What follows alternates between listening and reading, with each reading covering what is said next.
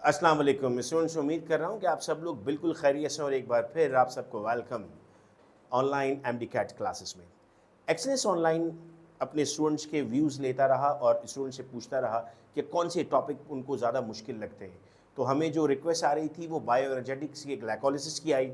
हमने ग्लाइकोलिसिस का lecture upload किया। फिर रिक्वेस्ट थी क्रैप साइकिल की, क्रैप साइकिल का लेक्चर अपलोड हुआ। फिर स्टूडेंट्स ने रिक्वेस्ट की कि सर पीएमडीसी के सिलेबस में बायो एनर्जेटिक्स का जो चैप्टर है उसमें मेंशन हुआ है कि प्रोटीन और फैट का metabolism in comparison to carbohydrate समझाएं। तो आज का वीडियो लेक्चर स्पेसिफिकली उस टॉपिक पर है और इसके अलावा हम ओपन हैं आपके लिए वीडियो लेक्चर्स अपलोड करने के लिए। टॉपिक बताइए, वीडियो लेक्चर एक्सेलेंस ऑनलाइन आपके लिए अपलोड करेगा। अब आप कहते हैं सर अगर कार्बोहाइड्रेट और बॉडी में मौजूद नहीं है तो क्या ये प्रोसेस ही नहीं होगा, क्या ग्लाइकोलिसिस नहीं होगा, क्या क्रैप साइकिल नहीं होगा, क्या इलेक्ट्रॉन ट्रांसपोर्ट चेन नहीं होगी, क्या बॉडी एनर्जी नहीं जनरेट करेगी, क्या प्रोटीन और फैट्स एनर्जी के लिए सपोर्ट करेंगे या नहीं करेंगे। ये तमाम सवाल जो जहन में आते हैं वो इस टॉपिक से क्लियर होते हैं हमारे पास। हम यहाँ पर एक चार्ट देख रहे हैं, उस चार्ट से हम स्टार्ट करते हैं।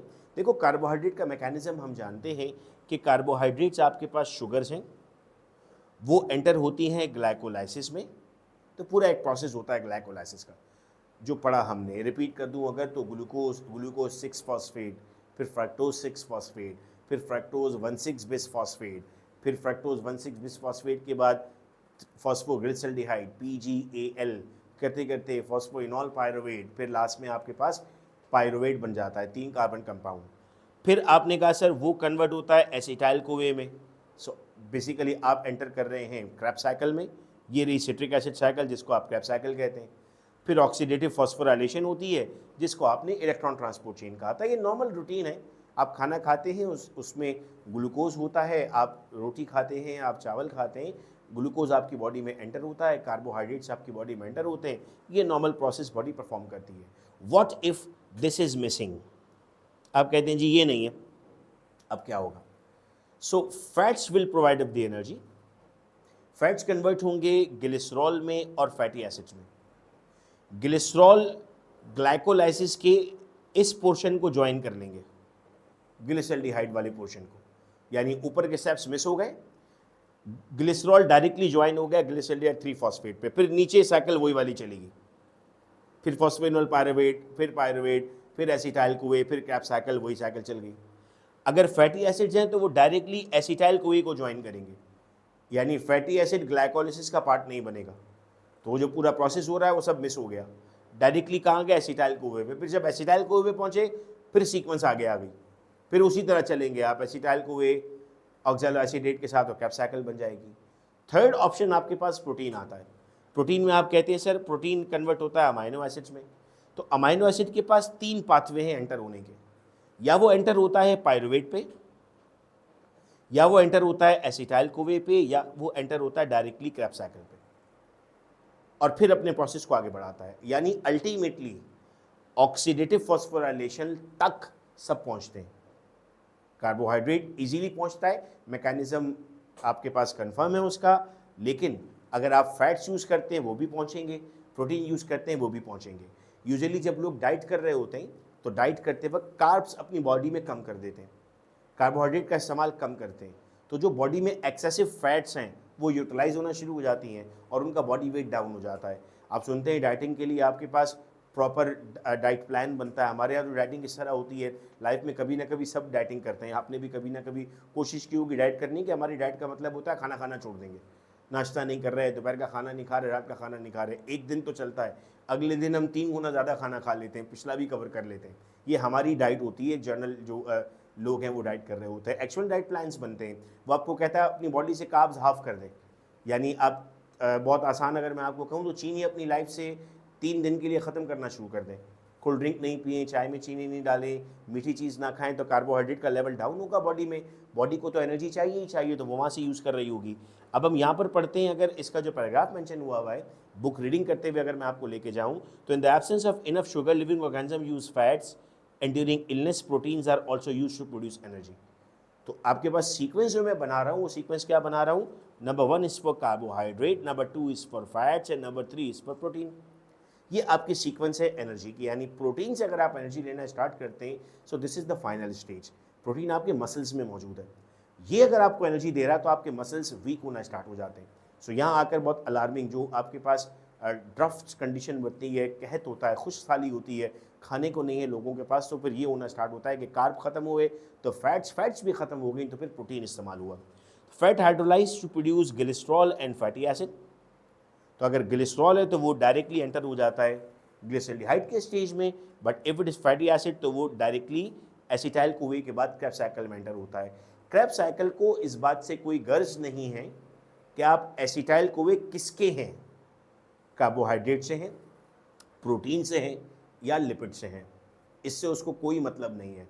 उसको मतलब एसिटाइल कोवे से है, किसी का भी हो, किसी भी फॉर्म में आया हो, एसिटाइल कोवे होना चाहिए तो वो एंटर हो जाता है। फिर हमारे पास आता है सर अमाइनो एसिड, फिर आपके पास मूव कर सकता है। अमाइनो एसिड में यहाँ पर आर लिखा हुआ है, तो मैं ज़रा स्ट्रक्चर ऑफ अमाइनो एसिड आपके सामने एक्सप्लेन कर दूँ। हम कहते हैं सर अमाइनो एसिड में हमारे पास जो है वो मौजूद होता है कार्बन सेंट्रल, एक तरफ COOH, एक तरफ H, एक तरफ R, NH2 और H। ये है स्ट्रक्चर एक अमाइनो एसिड का। इसमें जो R है आपके पास, ये डिटरमाइन करता है कि कौन सा फंक्शनल ग्रुप मौजूद है। ये R वो केमिस्ट्री ऑर्गेनिक वाला अल्काइल रेडिकल नहीं है, ये RH भी हो सकता है, ये ROH भी हो सकता है, ये RCH3OH भी हो सकता है, ये R मल्टीपल CH2OH भी हो सकता है, ये मल्टीपल R हो सकते हैं। इस बेस पे आप नाम रखते हैं, सेरीन है, ग्लाइसिन है, ग्लूटामिक एसिड है, वेलिन है, वो इस R की वजह से है। तो हम कहते हैं sir whose R group will determine the site of oxidation either the carbon chain is oxidized in glycolysis or Krebs cycle। तो ये R डिसाइड करने जा रहा है कि वेयर टू मूव। फिर हम कहते हैं सर ये जो आपने अमोनिया रिमूव की है यहाँ पर, ये यहाँ से रिमूव होती है, फर्दर इसकी रिडक्शन हो जाए तो ये NH3 बनती है। हम अमोनिया रिमूव नहीं कर सकते बॉडी से। अमोनिया को बॉडी से रिमूव होने के लिए बहुत ज़्यादा वाटर की ज़रूरत है। आप होम्योस्टैसिस में सेकेंड ईयर में पढ़ते हैं और इसका एक क्वेश्चन भी सॉल्व हुआ हुआ एक्सेलेंस ऑनलाइन पर। एक्सेलेंस ऑनलाइन पर एमडीकैट के मल्टीपल वीडियो लेक्चर्स हैं, तो एक लेक्चर इसका मौजूद है एक्सट्रीडी प्रोडक्ट्स पे कि कौन कौन से एक्सट्रीडी प्रोडक्ट्स हैं और कौन कौन उसको एक्सट्रीट करता है। तो अमोनिया बीइंग हाईली टॉक्सिक, ये जो एक्वाटिक होते हैं, पानी बहुत ज़्यादा है, उनसे रिलीज़ हो रहा होता है। सो एक्वाटिक इसको रिलीज़ कर रहे होते हैं, यहाँ पर ये रिलीज़ नहीं होता। हमारी बॉडी में इसको कन्वर्ट करना होता है यूरिया में, तो इस साइकिल को हम नाम देते हैं urea cycle in very simple, और ऑर्निथीन साइकिल जो आपका लिवर करवा रहा होता है। अल्टीमेटली एनर्जी आपको मिल रही है वो एंड में मिलती है ऑक्सीडेटिव फॉस्फोराइलेशन से।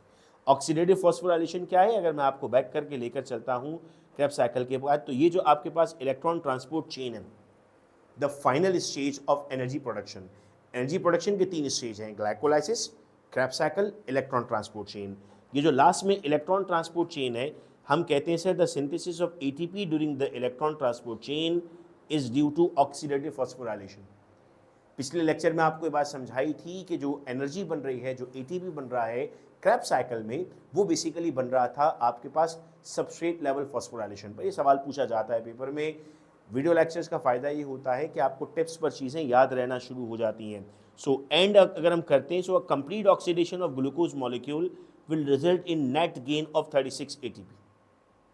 नेट गेन इसलिए कह रहा हूँ, टोटल 38 है, 2 मॉलिक्यूल हमने यूज़ किए थे। सो जब 2 मॉलिक्यूल हमारे यूज़ हुए थे तो हम वापस कहाँ यूज़ किए थे, इसी सीरीज़ का एक लेक्चर था ग्लाइकोलाइसिस, उसमें हमने समझा था कि वो 2 मॉलिक्यूल कहाँ यूज़ किए गए थे। अगर किसी ने वो वीडियो लेक्चर नहीं देखा और डायरेक्ट ये लेक्चर देख रहा है, वो भी देख ले, और यहाँ पर देख सकता है वो वर्किंग हुई हुई है। यहाँ पर ये एक ATP और ये 2 ATP नंबरिंग हुई हुई है कि दोनों ATP इस तरह से आपके पास यूज़ किए जा रहे हैं। तो स्टूडेंट्स, उम्मीद कर रहा हूँ कि ये टॉपिक भी आप लोगों को समझ में आ चुका है।